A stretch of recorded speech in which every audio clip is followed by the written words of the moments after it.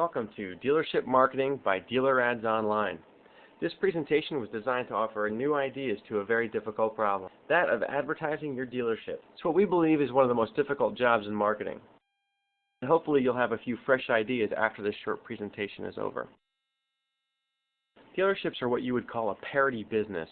Parity is the perception that there are no major differences between one place or product and another. From a consumer's perspective, most dealerships are similar in look, price, vehicles, and the way in which they market themselves. So why is parity a problem? Well, when the landscape is blurred, it's difficult to get noticed by consumers. If they don't notice you, they won't hear what you have to say. And that's a giant obstacle when you're trying to sell them a $40,000 car. Which brings me to the point of the entire presentation: getting noticed, getting believed, getting liked, getting remembered. The elements of successful dealer advertising. Getting noticed. Get noticed for a reason that benefits your customers in a clear, relevant way. Do this by differentiating yourself from your competition and by avoiding cliches. They blend you in, making you look invisible. Getting noticed is easy, but being believed is not. That's a quote by Bill Bernbach, a famous ad guru. It basically means, if I don't believe you, I stop listening. Therefore, it's important to avoid irrelevant claims and overpromises. So why is getting liked important? Well, when all other purchasing criteria are perceived to be the same, people spend their money with the dealer they like. Why is that? Well, can you imagine handing $40,000 to someone you don't like? So therefore, in a parity world, my best friend wins.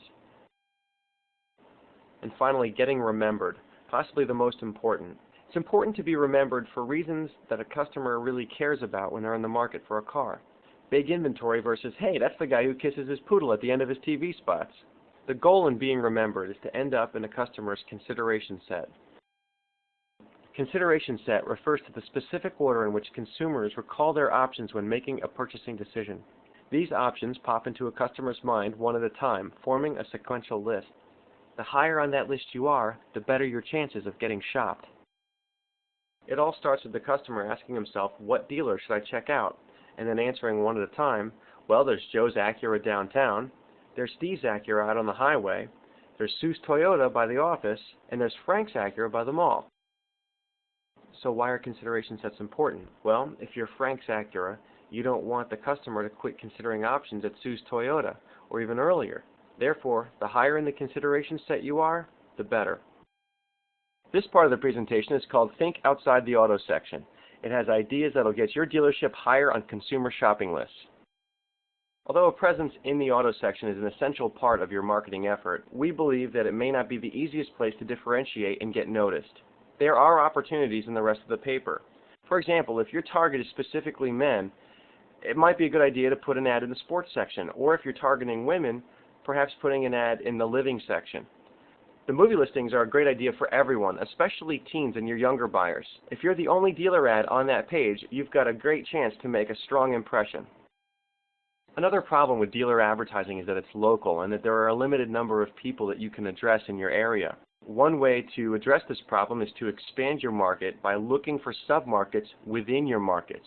Some of those submarkets would include a Hispanic market, your urban market, your bad credit market, blue-collar market, upscale market, colleges in the area, if there's any colleges, be they junior colleges or community colleges, women, high school kids, seniors, and even golfers are submarkets.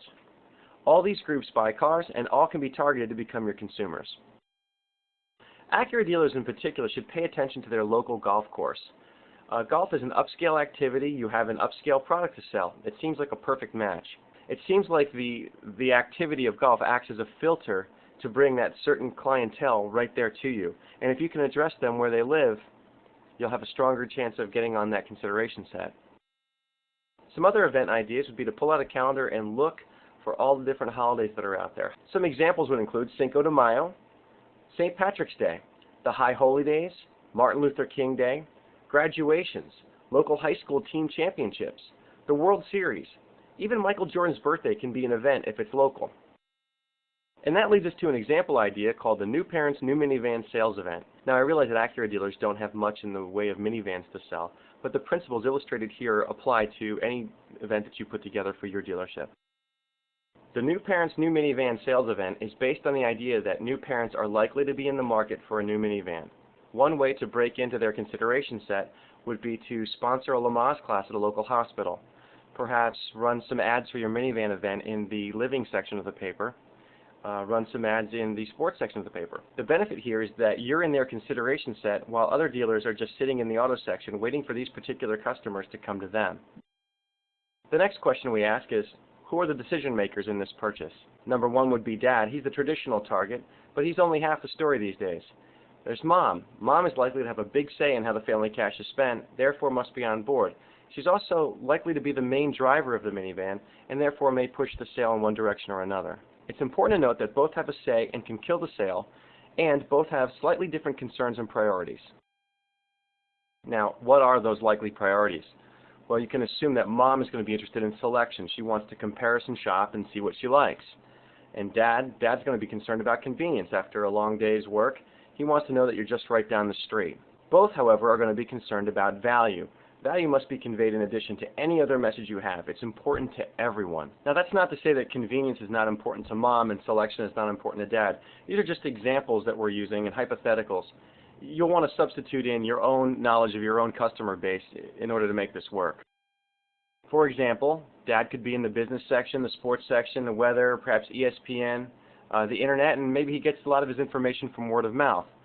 Mom, on the other hand, might be in the living section of the paper, the local news, perhaps Lifetime TV, Oprah, or she maybe looks around a lot at the local shopping mall.